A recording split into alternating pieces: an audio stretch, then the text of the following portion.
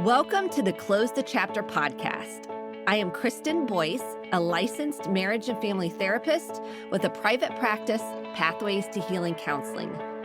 Through conversations, education, strategies, and shared stories, we will be closing the chapter on all the thoughts, feelings, people, and circumstances that don't serve you anymore and open the door to possibilities and the real you. You won't want to miss an episode, so be sure to subscribe.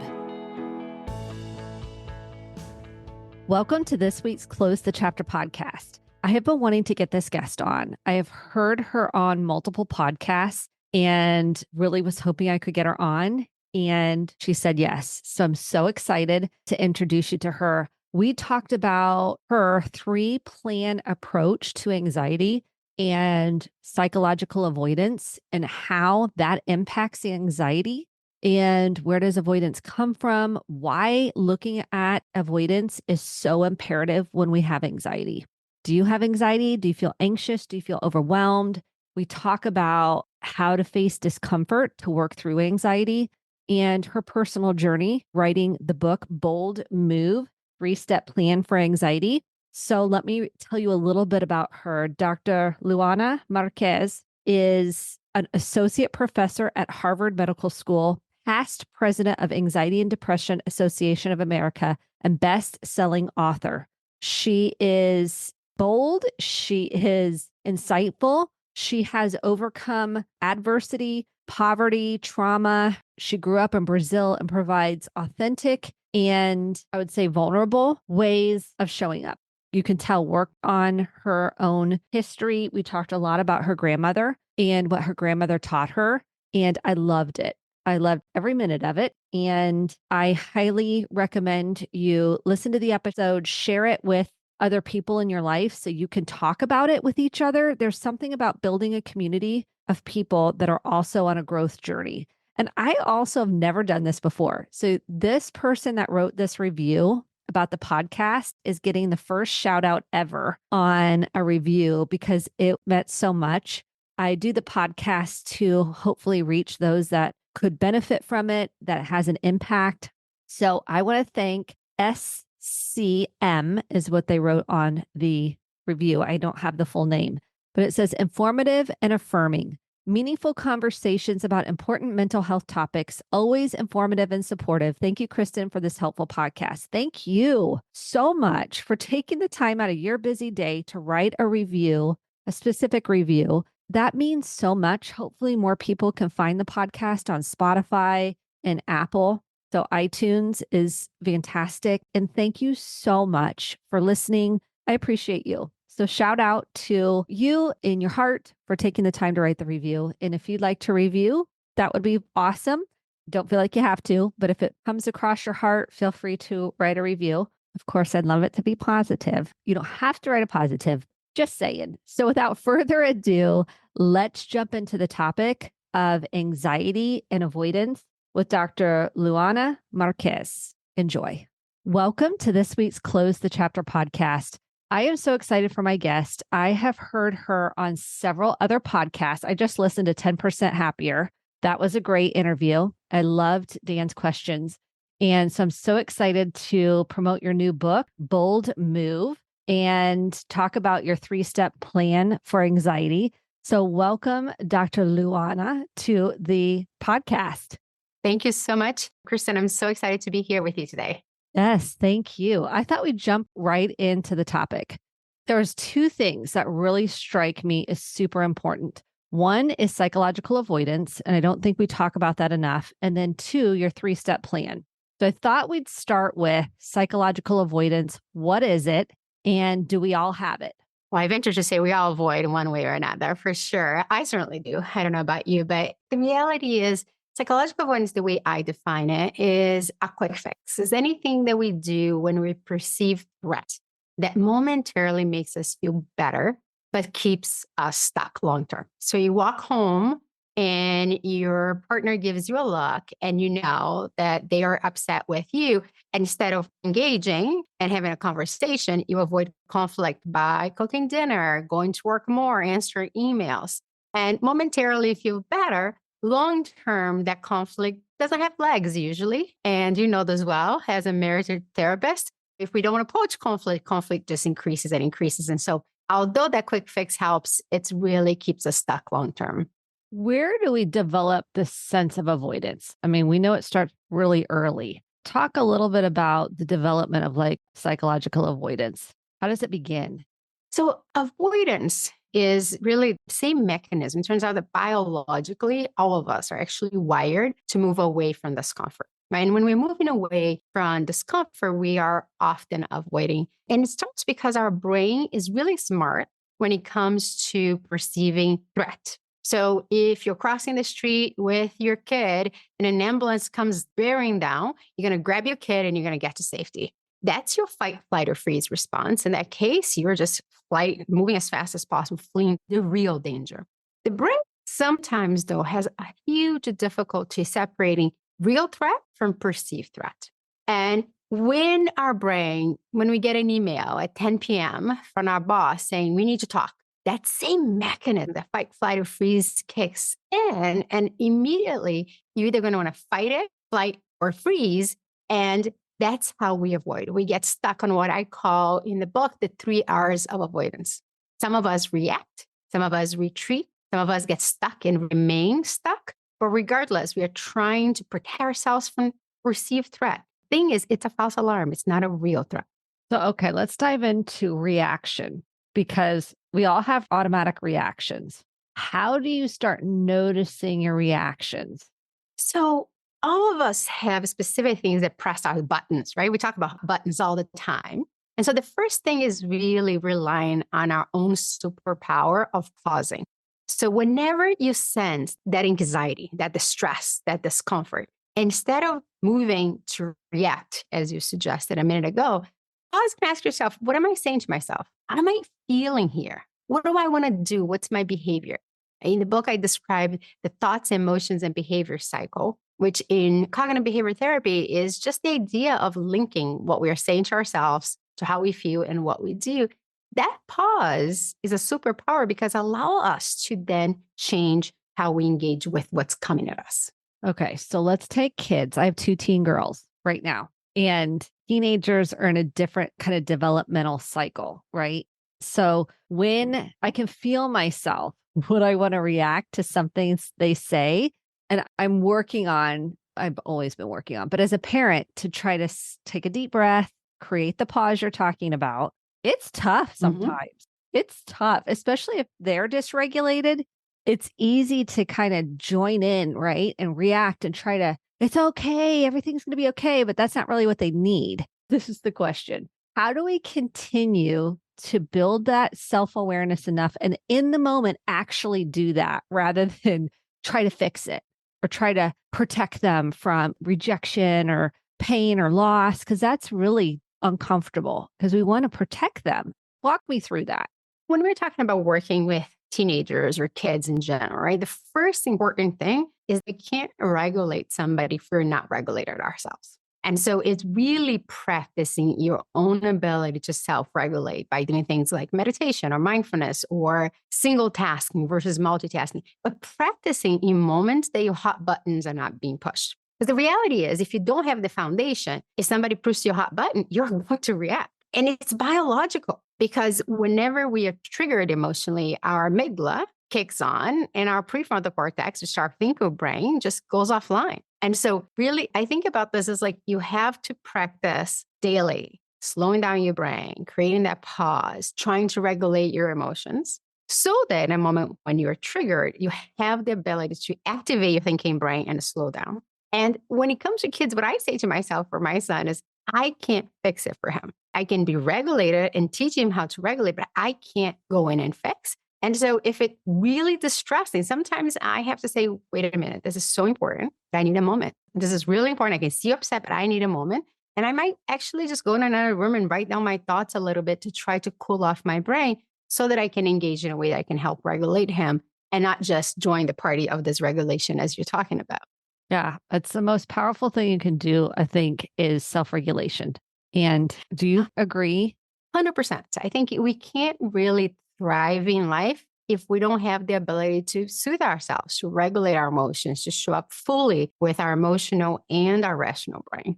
When we talk about psychological avoidance, I want to go back and jump into this idea that you mentioned discomfort, and we want to prevent something bad from happening, whether it's to us, to somebody else. We want to avoid kind of hurting other people. How do we start beginning to accept the as is moment? Like, how do we start to begin to rumble through the truth that we can't prevent something bad from happening? Facing reality does not mean we like reality. That's the first step, is really understanding that there's going to be pain in the world and that we are sometimes, if not often, prolonging pain for others by trying to protect them, to bubble wrap. And so the first piece is really sitting with our own discomfort, seeing somebody suffer without having to go in and fix it. To your point earlier, that's where I think emotion regulation comes in, because then you're able to sit with your own discomfort. And I think eventually it's learning to live a comfortably uncomfortable life, knowing that to grow, we have to be out of our comfort zone. To be able to get to the next stage in our lives, personally, professionally, in our roles as parents or professionals, we're going to have to sit with discomfort. So it's really a shift in the perception. Something bad could happen. I say this to my clients all the time. Yeah, could happen, but predicting it doesn't actually get you more prepared.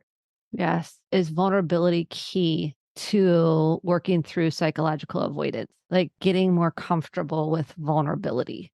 So I think having vulnerability is key to working with most of our emotional pieces of ourselves, right? Because it's really seeing yourself naked and seeing through yourself and being able to feel comfortable with that.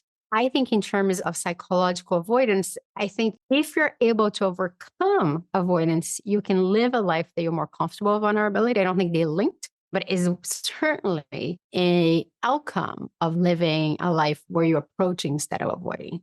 Has that been a journey for you, living more kind of vulnerably and authentically? Like, how has that been for you? I always find this interesting for all of us. Like, how do we get to be more ourselves when we're thinking about boldness and bold move? Like, For sure. yeah. So for me, I chose to write Bold Move as a moment of integration. I grew up poor in Brazil with lots of trauma and adversity, eventually got to the US, became a psychologist, became very successful. But in some ways, there was this part of me, there was a professional me, and there was this part of me that was the personal me, and they weren't integrated as I saw it. And so sitting with the book and really asking myself questions like, am I enough? What does it mean for me to be enough as a human being? Fighting my own beliefs about myself is how I think I got to becoming bold. I think it's why we call the bold move, because I think being bold is not being fearless. Being bold is living this life that's aligned with your values and your true self. And that's why I share so many of my personal stories in the book, because I want people to see that you can be bold and vulnerable, that you can be bold and not be perfect. There isn't such a thing. We are all a work in progress. So while you were writing the book, were you embracing like the fear, and were you having fear about being more vulnerable and sharing more personal stories? Like you knew that this is kind of necessary in order to help other people. It's scary to put your story out there. It's scary to, in some ways, show yourself fully to the world. But as much as I had that little thought in my brain of like, will people like this book? Will people like me as the true me? I also felt so compelled to just help as many people, especially coming off of the pandemic, the anxiety being so high and people being so stuck, that I just, in the end, truly felt like I love what I wrote. And I hope people appreciate it, but I no longer was attached with how people would perceive it. It was the best therapy I've ever had writing this book. And so I was happy with that. I love that you said you're becoming more integrated in your professional self and then your true self. Like there was an integration that happened as a result of writing the book. I really believe that it's what happened for me through the arc of it all, just sitting, I wrote the book in 4 months in the mornings between 4 a.m. and 7 a.m. every morning. And I saw through the process of writing it, like more of me would show up. I was able to like write about being a kid and realizing that I was having panic attacks that were being called asthma attacks. And I remember sitting vividly one morning writing about this, and I was like, wait a minute, I didn't have asthma anymore. What happened? and getting to the conclusion that like, wow, my asthma disappeared when my father left the house. And what changed? Well, there wasn't domestic violence anymore. That's what changed. And then I was like, oh, very likely I had panic attack. And my whole life it was like, it comes into focus and it feels like, okay, the parts of me are integrated. That's the best word I can have for it. Yes, I love that. And I love how you talk about your grandmother. Like she kind of was doing CBT. She didn't know that, but she's helping you. How did she help you? I mean, you talk about kind of when you had afraid of going out, like talking to people, and she's like, we're going to go to the mall and we're going to meet people, and how that helped you like move through some of your anxiety. It's Did tremendous. she influence you to want to do this? Like be a psychologist? I think I bumped to psychology as a bit of an accident. She certainly showed me how to overcome my own avoidance early on. And then when I came to the US, I was taking some pre med classes and some psychology classes. I ended up volunteering in a clinic that treated obsessive compulsive disorder to do research. And I just fell in love with psychology. Like it just made sense on my brain. And for a while, I was taking psychology classes, pre med classes, wanting to become a medical doctor. And she did help me make the final decision. I went back to Brazil and I was talking to her about what to do in my life. My whole life, I thought I was going to be an MD, but I'm also considering psychology. And she said to me, she said, it's simple. You take psychology classes, you take biology classes. The one that's easier and then you get an A, not the harder one. That's what you do. Because life is hard. Why would you make life harder? And so I looked at her and I said, well, I get A pluses in psychology and I get C in biochemistry. She says, then the decision is made. Like, why are you struggling with this? Like, and she's very pragmatic. Like, that's what I love about my grandma, just pragmatic. And she was right. I was fighting my brain's natural tendency. And today, as a professional, I see people do this all the time. They do what they think they're supposed to do, not what they're good at doing. And I leaned on psychology and I'm so thankful I have because I love what I do. And I love how clear and direct she is. I think clear and direct, we've heard clear and direct is kind, but I think the nervous system goes, "Hmm," and then gave you permission to go, that's what I'm going to do.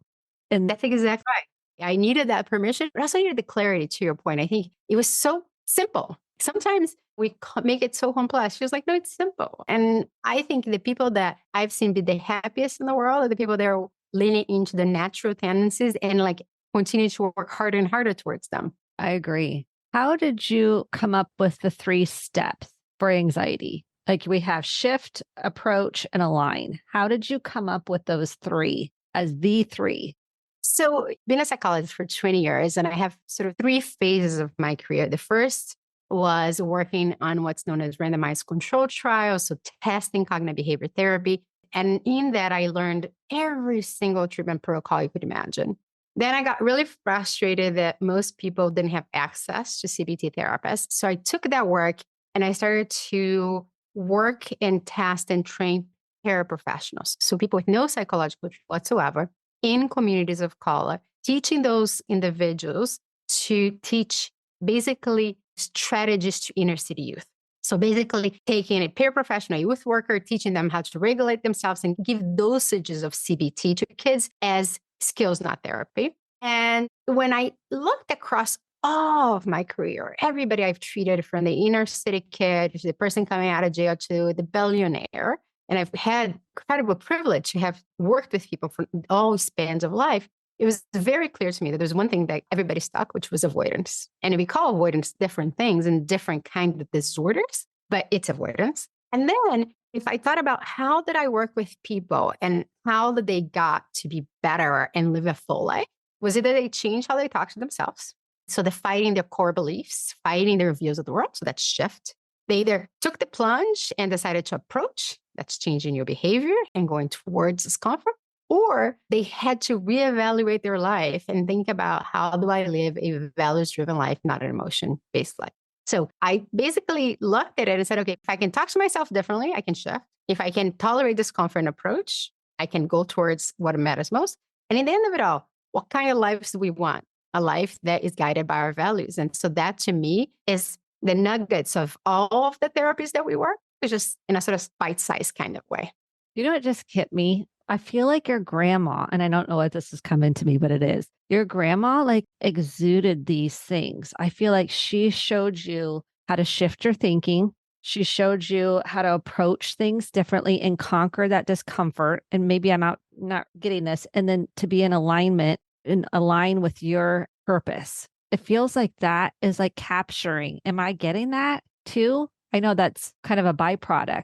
Absolutely. I mean, I talk about her throughout the book a lot, and I finished on the last chapter. I talk about being the water, not the rock. And that's what she did. I mean, my first shift in my perspective is when she gave me The Alchemist by Paulo Coelho and the idea live your own dream life if you went for it. You're right that she forced me, invited me, it's what you'd say, but I felt like she forced me to talk to strangers, which is approach. And then in that crucial moment of my life when I could have completely avoided my own value and pursued what society was telling me to do, she forced me to then align and become a psychologist. And I hadn't put that together in the way you just beautifully did. So thank you. Yes, it just came through so big. I was like, oh, this is what she did. This is it. And then you kind of captured it in the three-step plan. Like, okay, I'm wondering, did you see her work through discomfort? Because we're all want to avoid discomfort. So did you see her work through discomfort? My grandmother always chose to approach. She would get angry when people didn't do the right thing. She'd get viscerally angry, you could see, but she always went for it. If she thought somebody was upset with her, she'd pick up the phone and call and say, let's have a conversation about this.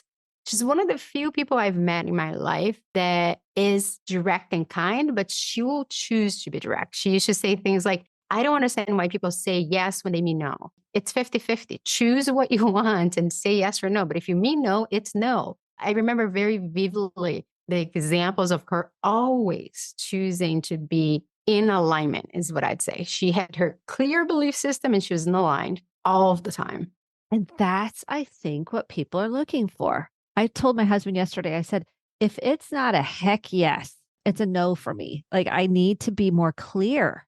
And when I do, I feel relief on the front end. I move on, I let it go. I don't have to feel anxious, like, oh, now I don't really want to do this. And I said yes, but I already said yes. And it's this whole rumble. You can eliminate all that. Like your grandma just did it. Yeah. So for me, what I just worked on this the other day, and it was really liberating for me. I believe fully in a values driven life, and the values should be how you say yes or no to something. But what sometimes it's hard is when values collide or when you don't prioritize them. And so I created like a 4x4. I put my two top values in one axis and the other one in the other. And then I said, okay, if I want to high on this and high on this, what are the situations there are yeses to? And I'm only going to do things that are high on both of these values. And that just clarified, to your point, the heck yes. And everything else is a no. And it's as simple as that. Yeah. Do you mind sharing your top two values? I don't mind at all. For next year, so this is my professional values. That's the other thing. I separated like my personal and professional. Next year, I want to only work on things that are high impact and high financial stability, wealth. I want to be in a position that I am not struggling financially. I can help more my family. And I want to make sure that is defined as high impact. And I define impact as when anything I do, I want at least X number of people to walk out. So if I'm giving a presentation to 100 people, I want to be able to at least hear from 5 people, for example, that presentation changed some significant in their life. And there's a light bulb moment. That's what I want to work on. I want to work on things that bring more impact in the world and that financially creates more stability for me. I love that. And then personally, what are the two? So personally, it's family and health. Yes. Because if you don't have those two, I mean, that's key. For me, if I don't have those two, I have in trouble. If I don't have family, then I feel like I'm a boat in an ocean, choppy, just blopping around. So family for me is what gives me a human anchor in the world. And health, without it, I can't be of service to anyone, including my family. That is the truth of the truth. And that goes to the third step in align, really being clear on what do you value. And then the decisions can come from there. And then the anxiety doesn't have to be so great when you're making the decision. It's still going to have discomfort, though. So you won't have anxiety. You're still going to have discomfort because if you're clear on your values, then you can live a value-driven life. The opposite, what most people do, is an emotion-driven life. So you get anxious and you want to get rid of that anxiety. So you avoid whatever it is that's causing that anxiety. And that tends to keep people stuck. For example, the decision of really impact had been crystal clear for me And this year, I focused impact a lot on the book and the publicity of the book because I wanted people to get a hand on something that I believe could really change their brains. And I didn't think a ton about financial stability. In fact, Dan Harris pushed on me. He's like, you said you listen 10%. He says, but is it the ambition or financial stability? I said, this is not the year that I want to do that. This is the year that I want to do this. And I need to make enough, but I want to focus on impact. And for me, this 2022, 2023 was impact, health, and family. And then I literally separated. And today, now I'm more clear, but it's hard to even say, well, I want wealth. That's a hard thing to say. There's always that judgment for the brain. But if you're clear, then you can decide how to do the things that bring you those values for you. It's so true. And giving yourself permission to say, it's okay that I want that. Because a lot of Yeah. us go, oh, I don't know if I deserve that. Or, oh, I don't want it to be the wrong. We go into that judging the value or what we want. And when you go, it's okay. It's okay for me to want that. Yep, that's okay for me to want that. And I'm clear I want it. And there's plenty of opportunities in the world that people bring wealth and change people's lives. They don't have to be mutually exclusive. And so I think I want to model that for the world as well. I love the concept of two truths can be true. It's liberation to me. I love that. Yes. Like I can have my feelings and you can have yours, and those are both valid and can coexist. And I love that instead of just either or, all or nothing, good or bad. It feels so much better in my nervous system to go, okay, it's okay for us to have our own different feelings. For some reason, your grandma's just really like coming, I don't know, she's just a big presence right now when we're talking. And I see your book behind you in bold. And what does bold mean to you? Because I feel like your grandma represents it from what you've described her, how you've described her. What does bold mean to you? Showing up fully as me without apologies, not asking for permission, not changing. It is, in the end of it, living a value driven life that has all pieces of me. The pieces that are better developed, the pieces that are less developed, but it's every day taking those moves that go towards that thing that matters the most, one way or another. Okay, so how do you live boldly with fear? You give it a big hug and you take it along with you. That's how you do it. You don't allow fear to stop you. You don't allow fear to paralyze you. You understand that fear is coming out of your fight, flight, or freeze, and you need to make friends with it. And you need to know that part of it, and you need to know what's maintaining it. For me, my fear is maintained when my core belief of not being enough gets activated. So every time I'm about to make a bold move, I just about to do one, I decided to fly to LA to meet with somebody to pitch something that I really feel very passionate about. And I had this idea last week on Wednesday. By Saturday, I contacted the person. He said, yes, I can have dinner with you in LA. It's all valid, but I'm scared shitless. Get on the plane tomorrow morning. I'm going to go to LA. And the closer I get to being at this dinner with this person, the more my brain wants to say, but you didn't think enough through this. And, maybe you should be more, and you need to, and that's just fear. That's just fear because the idea is crystal clear in my brain. And if I can get fear out, I can give at least a shot at pitching this idea. But fear is there. Like I am honestly terrified to get on this plane and have this conversation. That being said, I'm going to get on the plane tomorrow. I'm going to bring fear along with me and I will shift my perspective, but I'm going to approach no matter what. Okay, so you have this knowing, like this idea came through to you. I'm going to pick up the phone. Did you pick up the phone or did you email or how did that? You reached out to the person. Yes, I just texted him. I just said, hey, listen, if I can be in LA next week, do you have a night that you can do dinner? And he said, yep, I can do Wednesday night. And I said, okay, I'll be in LA. Alignment. To me, it's like alignment. And you feel petrified. You feel terrified. You feel scared. And you're bringing fear along with you. And you have this knowing that this is an alignment. Do you feel like that's part of it that gives you that comfort to some degree? The idea was so clear in my brain. And a few people I've mentioned this idea have been like, oh my God, that's incredible. And when I see it come through, it only gives me a sense of alignment, of integration, of like this, it feels like a win-win to the world and not just to me. And that gives me a sense of like, I have to at least give it a shot. What do I lose? The worst case scenario, I had dinner with somebody that I fully admire and I get 3 days in the warm weather in LA. There's nothing bad that's going to happen there. Yeah. I think what happens for people is they get paralyzed with the thought of what if. 100%. right? What if this happens? And what if they don't like me? And what if they get rejected? And what if, and then the what ifs take them down the rabbit hole. 100%. Help people work through the what ifs. I mean, so it is, the brain hates when things don't fit. It hates what's known as cognitive dissonance, right? When two things don't fit. And use me as an example, because it's probably the easiest example, right? Growing up poor, I had this belief, and my parents being divorced, that I wasn't enough. Because if I was enough, of course, they would have stayed together.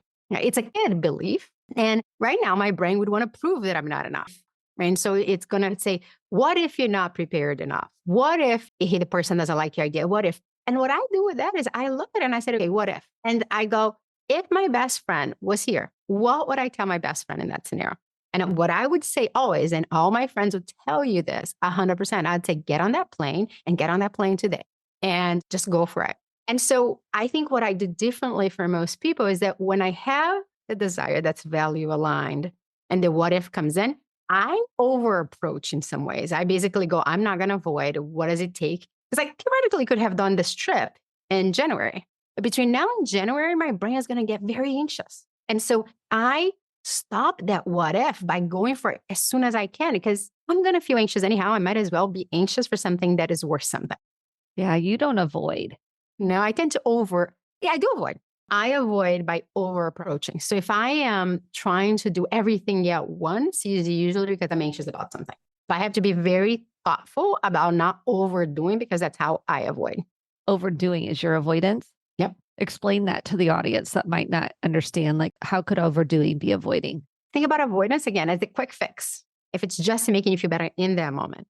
So early on in my career, I had decided that I wanted to go up with academic ladder. So think about this as promotions in your job. And early on, it made a lot of sense. I was writing papers, I was writing grants, and all great. Eventually, though, I was miserable doing it. But instead of looking at that reality, knowing that that path was no longer bringing me any sense of joy, I just avoided that emotion by doing more. So I wrote more grants. I wrote more papers. I tried to get promoted faster. And every time I'm writing out the paper, I'm miserable. I hated it. And yet I kept doing it to avoid the reality that was no longer a life that satisfied me.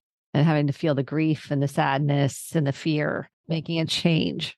That's exactly right. And yeah, I resemble that. Achievement was mine. I'd be like, oh, I'm going to just achieve the next thing, and I'm going to achieve the next thing and the next thing. It was a very brilliant avoidant tactic as a kid. Yes, it really is, because you get the M&Ms, right? You get the, oh, you're so good because you're achieving more. You're so great. And yet inside the landscape is so miserable.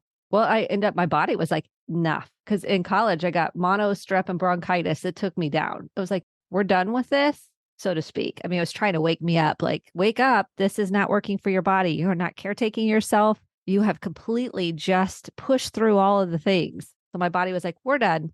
We cannot avoid. That's it. I mean, if we don't stop ourselves, I had a similar event before I wrote Bold Move, when I was in the combination of my avoidance professionally. And I one day had a half of my face just paralyzed, and they thought I was having a stroke, and thankfully wasn't, but it was the moment that I was like, wait a minute, I can't do this anymore. So to your point, I think our bodies, if we can't catch our avoidance ourselves, our bodies will do it. Yeah, they'll get our attention, and they'll get it in a big way. Okay, what are the 3 most important takeaways, would you say, about anxiety and making a bold move? The first one is anxiety is not the problem. Avoidance is the problem. Anxiety is definitely uncomfortable, but not what keeps us stuck. And so fighting the real enemy of avoidance, the first one. The second is to maximize your ability to pause. So train your brain to have moments that you pause, and ideally linking thoughts, emotions, and behavior. So you have a technique to pause. So it's not just this halting, you're activating your thinking brain. And the third one is that to live boldly, you have to live a values-driven life. That's the only way to have a bold life. Yes. I think you just said something that just struck me that needs to be repeated. It's not the anxiety is the problem. It's avoidance that is at the root. Is that the root? Yep. The root cause of all of our problems, in my personal and professional mind, is avoidance, not anxiety. And so We're fighting anxiety all the time. Everybody's talking about anxiety. But anxiety is not the problem. It's what we do when we are anxious that is the problem. Let's use the example we had a minute ago. I'm anxious about going to LA, and yet I'm going, You're right? doing it anyways. You're I'm facing the approaching. discomfort and go I'm, and I'm approaching, right? So anxiety is not the problem. The problem is if I let the what ifs win, then I'd be paralyzed, and then I'd be hyper focused on anxiety, and I'd be robbing myself from an opportunity. yes. So when you feel anxious, how would you define anxiety real quick, just so I get a grasp of like, what is your definition of anxiety? I think anxiety for many people is very different. For some people, anxiety is really about their thinking. It's the what if, the catastrophe, the worst case scenario. Something bad is going to happen and I can't handle it. For something, anxiety is purely physiology, heart pounding, dizziness, hot and cold flashes, sort of the panic kind of sensations. And for some people, anxiety shows up in just avoiding, avoiding, avoiding. And they get a little jolt of like nervousness, discomfort, and then just avoid. And all of us have a little bit of each one of them. But in my career, I've seen that some people, they tend to like avoid through their thinking or their emotions. And they're really avoiding pain, discomfort, and emotions. Let's put an umbrella category and call discomfort and then have every person labeled in discomfort, right? For me, it's anxiety, purely anxiety, heart pounding. I get like anxious, physically anxious, right? For me, that would be that. If I had to think about my mom, when I talk about anxiety with her, she's the one in her thoughts. She's like, I don't even think about that. Like, I just don't want to think about that. That's that kind of flavor, but it's discomfort. It's because if she thinks about it, that's going to make her uncomfortable. She doesn't like that feeling of uncomfortable, so she doesn't think about it. And so I prefer to go up and think big umbrella, discomfort. And now, if you're listening to us, what is discomfort for you? And if you put that word there, then that's where really that anxiety shows up. And I think for me, what came up just immediately is I'm going through my journey and working on accepting the as is and letting go of outcomes, unattaching to outcomes. It's this, I can't predict what happens next, especially with my kids. I'm okay with me, so to speak, more or less my kids, like it is what it is. I mean, they're just their own sovereign being and they're going to have pain. They're going to have emotions. They're going to have hurts. They're going to have shame. I can't protect them from any of that. It's the acceptance almost of the reality of the uncertainty. And when it comes to uncertainty, we control what we can, and then we have to accept that a lot of it we can. And with our kids, it is understanding that we can take them so far, but not all the way, right? We can't stop it from them. In fact, what calms me down as a mother often is if I go in and I try to fix this in the long term, teaching what I need to teach this kid. And if the answer is yes, then I will step in. If the answer is no, because I'm preventing my son from having pain or preventing him from learning to regulate his own emotions, then I have to tolerate my own discomfort, but I can't step in because I'm actually doing a disservice. That is the key. You have to tolerate your own discomfort around it. And I like how you distinguish that. That's really the essence of this. It really, to me, it is am I acting right now because I'm actually being helpful? Or am I acting because I'm feeling uncomfortable? And sometimes being a professional, what I do think it helps. If this was a client of mine, would I step in?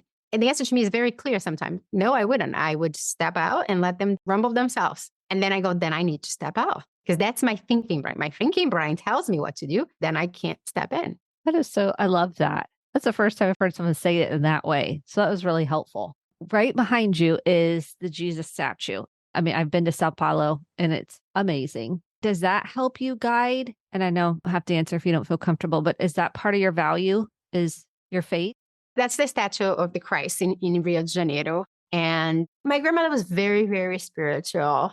And I believe in a higher power. I believe that there is a God and that can guide our lives. And so it's there to remind me, not just of his spirituality, but mostly to remind me of where I come from. And so some of the things are really meant to, this is my recording studio. When I walk in, I always sit down. I'm like, this is where you came from. It brings me to the present moment. That's what it does.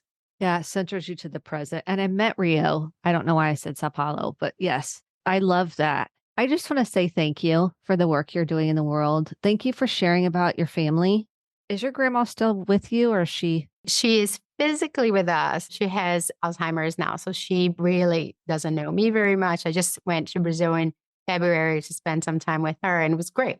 But it's unclear if she knows who I am. She's around and live on through the message that she has taught me. Thank you for talking so much about her. It gives me a lot of pleasure and for helping me integrate even further how the steps in the book are highlighted so beautiful about my relationship with her. Yes, it just came so through in what you've shared about her. So thank you for sharing about her, really, truly, and your vulnerability and authenticity. Everybody go get Bold Move, please. It's a fantastic book, and I appreciate you and what you're putting out in the world. Where can they find you if they want more information? So they can find me on my website, www.drluana.com. On social media, it's Dr. Luana Marques. On all the social channels, it's the same. Or you can email me at drluana@drluana.com. Thank you so, so much. Oh, thank you. It really was a pleasure. Thank you so much for listening to the Close the Chapter podcast. My hope is that you took home some actionable steps along with motivation, inspiration, and hope for making sustainable change in your life. If you enjoyed this episode, click the subscribe button to be sure to get the updated episodes every week and share with a friend or a family member. For more information about how to get connected, visit Kristen, Kristen, Voice, Voice.com. Thanks and have a great day.